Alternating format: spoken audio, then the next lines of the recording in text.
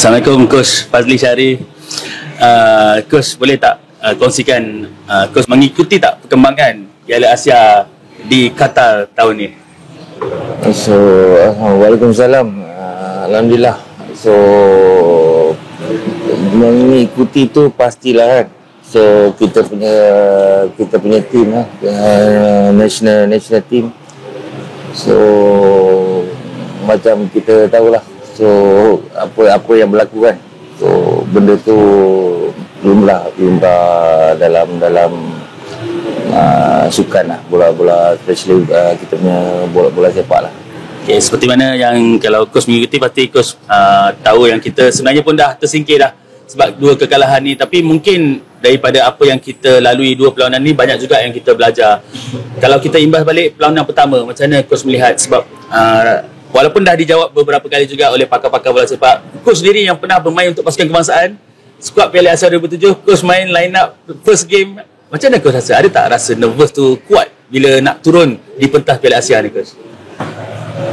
So, untuk first game, lagi-lagi kita bermain dalam big tournament. Salah satu buat masa sekarang ni untuk tim Malaysia, ini adalah tournament yang paling besar lah untuk kita di Piala Asia. Kita bermain dengan tim-tim negara-negara yang terbaik di Asia. So, nak bercakap boleh pada untuk first game, saya rasa nervous tu biasalah. And even kita dah bermain, mana-mana player dah bermain dengan kelab-kelab, mana-mana kelab besar ke, kita dah main ACL ke apa ke. Saya rasa benda tu pasti adalah pada setiap player. Sebab momen tu bila kita cakap setiap pemain tu individu lah, setiap pemain tu berbeza lah. Macam mana dia menerima situasi tu. Lagi-lagi first game, bukan saja pada saya perasaan nervous, saya rasa macam-macam adalah untuk kita bermain di perlawanan pertama ni. Dalam pemikiran kita, sure kita akan bermain mati-matian untuk menang. So dalam masa sama juga ada dalam kepala ni, macam mana bila kita menerima kekalahan ke apa ke. So banyak benda yang kita berfikir lah. So atas benda tu, atas individu pada game tu, saya rasa coach ataupun teammate boleh beri semangat atau boleh beri dorongan pada kita. And tapi akhir sekali berbalik pada kita sendiri lah, untuk kita menghadapi perlawanan pertama, lagi-lagi di kejohanan yang paling besar buat masa ni untuk kita. Kalau Coach boleh ingat balik masa Coach mula-mula melangkah perlawanan pertama tu, apa yang bermain di fikiran Coach, dan berapa minit untuk Coach struggle and settle down kalau ikut masa tu? So, saya rasa langkah yang pertama tu, kita rasa sure lah pada saya sendirilah, yang pada masa itu saya rasa kita nervous dan semangat disebabkan kita bermain di hadapan penyokong kita sendiri. Tapi untuk kita kawal, untuk kita adapt, untuk kita settle down, saya rasa makan masa 5-10 minit lah. Itu bagi saya lah kan. So untuk individu, tapi untuk tim tu saya rasa kita settle down. Seingat saya lah, kalau untuk tim kita nak settle down untuk game tu, rasa kita makan masa dalam 15-20 minit untuk kita settle down ke tim kita untuk game pertama tu. Okay, kalau kita tengok perlawanan pertama, kita keputusan agak mengecewakan lah dengan Jordan kan. Tapi bila lawan Bahrain, nampak permainan lebih baik, lebih tenang, dan keputusan walaupun kalah hujung terlalu hujung sangat 1-0, tapi masih tidak menyebelahi kita. Cuma perbezaannya permainan jauh lebih baik. Coach, kalau ada pandangan Coach sendiri, untuk tournament sebesar ni, adakah wajar untuk kita macam cuba eksperimen baru sebagai percubaan untuk seorang coach? So saya rasa kalau untuk game yang besar macam ni, lagi-lagi di Piala Asia ni, so saya rasa bukan masa kita untuk eksperimen ke untuk apa, sebab ni dah last untuk kita dapatkan result. So saya rasa kalau kita nak mencuba benda yang baru, lagi-lagi dalam game yang, contoh game yang kedua, saya rasa bukan masa lagi untuk kita buat eksperimen lah. So kita, pada saya lebih fokus kepada kita punya team, apa kekuatan kita dan apa kelemahan kita, itu yang paling penting lah. Bukan lagi masa untuk mencuba sesuatu yang baru ke apa ke. Yang paling penting, lagi-lagi kita dah game pertama kita kalah. So game kedua lebih kepada memikirkan apa kekuatan tim lah. So kita gunakan apa yang ada dalam pasukan kita lah. Sebab kalau kita imbas balik formasi masa perlawanan pertama tu, kurang menyenangkan bagi sesetengah pemerhati bola sepak kan. Ada yang tak faham kenapa Arif Aiman duduk selari dengan Faizal Halim. Tapi bila perlawanan kedua, Faizal Halim kembali ke posisi asal dia di sebelah kiri dan Arif Aiman kanan, nampak kita perform seperti biasa. Jadi macam coach lihat untuk pemain tu sendiri, kalau diberikan satu formasi baru untuk perlawanan, berapa lama nak adapt? Sesuai tak untuk sebelum game dibagi formasi baru?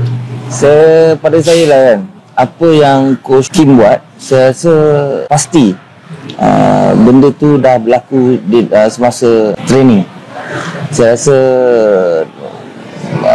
formation baru ataupun kita ubah formation tu, saya rasa tak berlaku lah. Saya rasa semestinya benda tu dah kita praktik, kita dah training, cuma mungkin kita tak pernah nampak cara ataupun corak permainan tu sebelum ni. Coach Kim, saya rasa benda tu sudah berlaku dalam latihan lah. So mungkin ialah kita nak komen, nak cakap yang benda yang kita tak tahu, apa perancangan dia. Saya rasa bukan lagi dia buat percubaan ataupun eksperimen lagi, saya rasa. So pastinya Coach Kim dah prepare. Tapi macam cakap tadi, ramai yang bercakap pasal formation, ramai yang bercakap pasal corak permainan. Saya rasa itu Coach Kim yang tahu dan player yang tahu.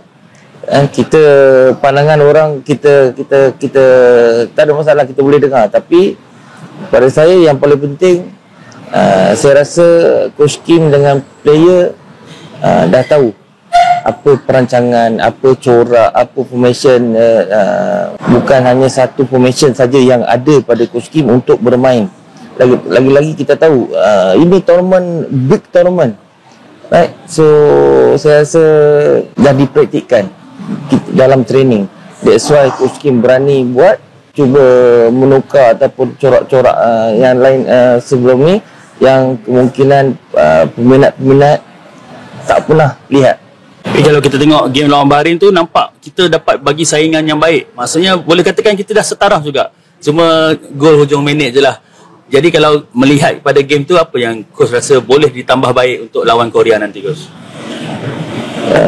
Ialah sayang gol last minute. Saya rasa semua penyokong, semua peminat rasa kecewa lah. Tak boleh menerima kekalahan. Lagi-lagi boleh dikatakan dah habis masa lah kan. Tapi kita kena faham juga yang berada di tengah padang. So apa perasaan diorang dah selepas 90 minit all out bermain. So bila kena jaringan, saya rasa pasti pemain-pemain ataupun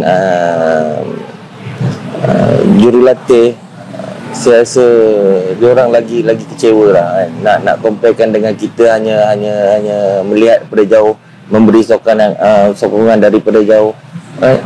Saya rasa kekecewaan tu lebih pada pemain dan jurulatih lah. So apa yang boleh saya rasa untuk next game ni, so bagi yang terbaik, dan apa yang berlaku gol last minute lawan Baris sebelum ni, so benda tu kita boleh ambil sebagai iktibar ataupun pengajaran. So bola selagi whistle penamat tu belum ni, selagi belum berakhir lah. Right, orang cakap dulu 90 minit play tu 90 minit. So sekarang ni saya rasa mungkin extra time mungkin 10 minit. Dah 100 minit. Yes, mungkin 100 minit bermain, tapi yang paling penting fokus di penghujung perlawanan tu sangat-sangat penting. Yalah, dalam situasi keadaan player semua dah penat. Itu yang penting, pastikan ada general di tengah padang yang guide team untuk lebih fokus, lebih berhati-hatilah semasa di hujung-hujung perlawanan. Kalau ikut department pula, yang mana yang kau rasa perlu diberi penekanan untuk perlawanan terakhir? Walaupun orang kata dah tak ada harapan, tapi at least sebagai rakyat Malaysia pun nak harapkan kita menang kan, sebagai mungkin rekod baik lah di sana. Yang mana perlu diberi pertahanan? So saya rasa every department tu kita kena lebih tekankan semua department lah. Bukan sekadar kita cakap goalkeeper, defender, midfielder ataupun, saya rasa semua department tu memainkan peranan yang sangat-sangat penting lah. Lagi-lagi kita tahu kita akan berhadapan dengan tim Korea. Every mistake yang kita buat, pasti benda tu akan jadi masalah pada tim lah. Untuk pertahanan kena lebih fokus. Tak boleh buat every player, semua orang buat mistake, tapi kita cuba minimaskan mistake. Lagi-lagi kita bertemu dengan pasukan yang bagus, dan kita selain nak minimaskan kita punya mistake, so apa yang perlu kita buat selepas kita melakukan kesilapan, itu part of defending punya ni lah. Tapi untuk saya rasa untuk kita bermain dengan tim-tim yang bagus, apabila kita mendapat peluang, every chances kita kena convert lah. Mungkin dalam 90 minit kita ada 3 saja chances. Dalam 3 chances mungkin nak kita kena at least convert 1 gol. Bahagian serangan tak kisahlah siapa yang coach Kim akan letak sebagai first level. Saya rasa kita memerlukan ketajaman lah untuk bahagian serangan.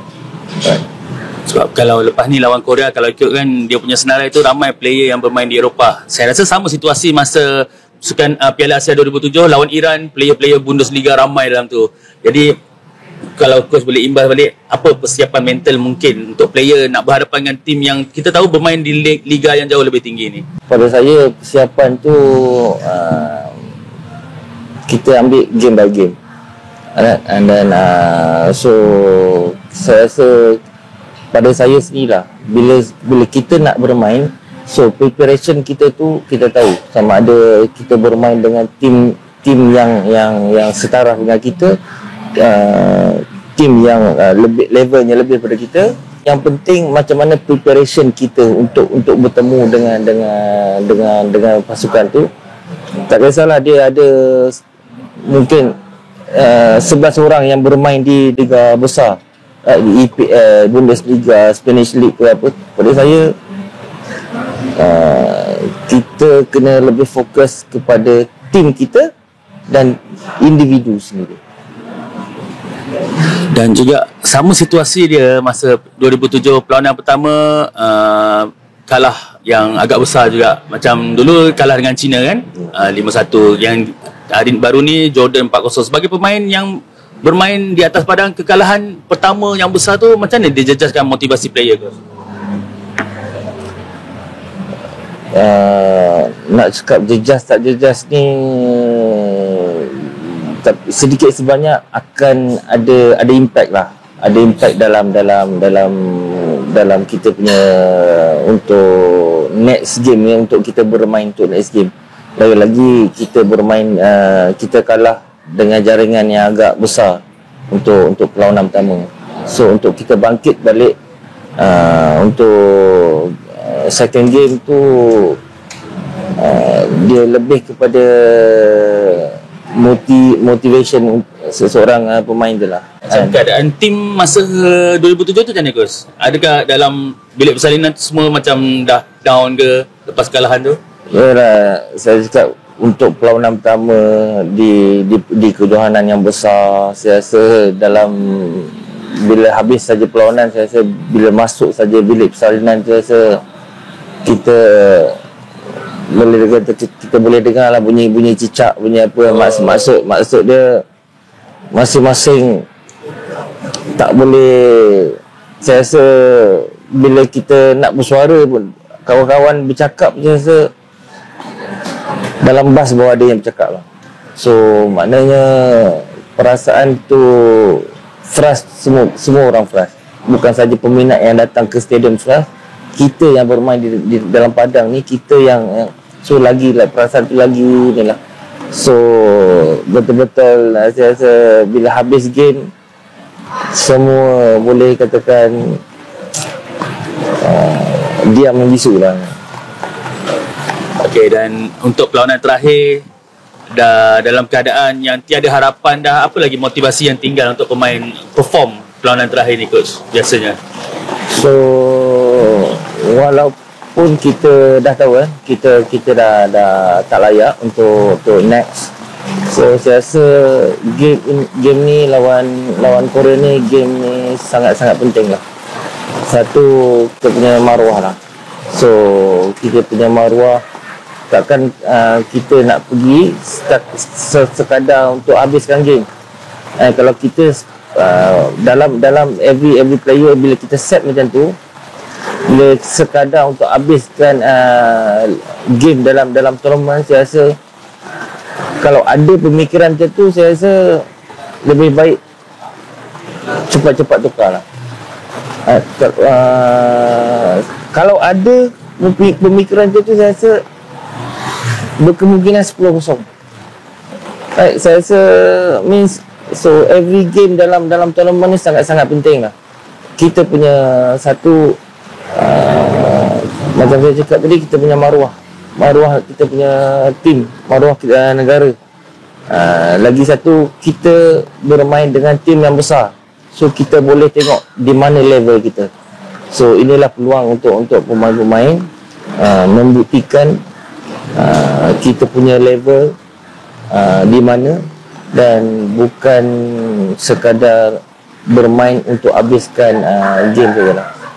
Okay, Coach, yang terakhir, Coach, apa pengajaran yang boleh diambil daripada kejohanan ni, tak kira apa keputusan perlawanan esok, dan mungkin selepas ni apa yang perlu dibuat? So banyak benda yang kita, banyak pengajaran, banyak benda yang kita boleh belajar lah every tournament, lagi-lagi tournament yang besar macam ni. So kita boleh tengok di mana level kita.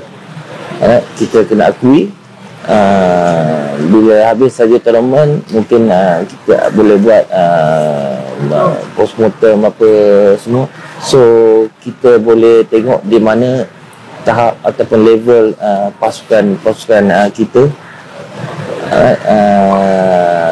Bukan lagi masa untuk menunding jari, nak menyalahkan orang ni, Saya rasa benda tu tak sepatutnya berlaku lah. Tapi benda tu pada saya normal. Sebagai pemain yang bermain, sebagai coach ataupun sebagai pihak management, saya rasa diorang dah biasa. Diorang dah biasa menerima kritikan ke apa ke, sebab diorang dah lama dalam industri, dalam kita punya arena ni lah, buat bola sepak lah. So selain daripada pemain dapat belajar untuk membantu diorang punya prestasi, and then selain pemain, so management ataupun ni pun banyak yang kita boleh perbaiki. Daripada mungkin ada lagi perkara-perkara yang kita perlu perbaiki yang sebelum ni mungkin kita terlepas pandang.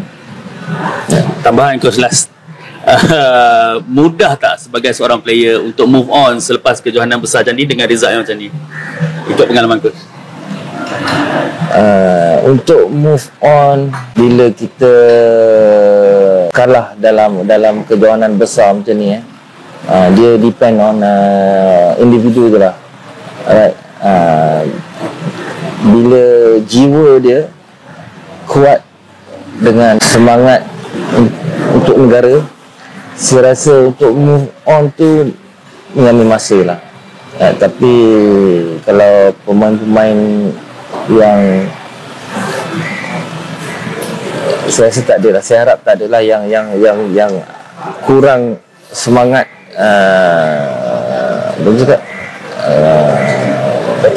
patriotik tu. Saya rasa semua yang ada dalam pasukan, insya-Allah semua ada semangat tu lah.